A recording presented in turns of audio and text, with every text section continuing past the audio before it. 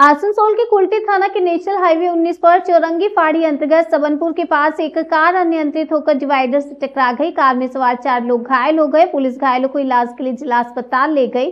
खबर पाकर national highway की टीम भी मौके पर आई। नेशनल हाईवे के प्रतिनिधि ने बताया कि झारखंड नंबर की कार कोलकाता से झारखंड की ओर जा रही थी और इस दौरान संभवतः अनियंत्रित होने के कारण यह डिवाइडर से जा टकराई और इसमें 4 लोग सवार थे। पुलिस घायलों को अस्पताल ले गई।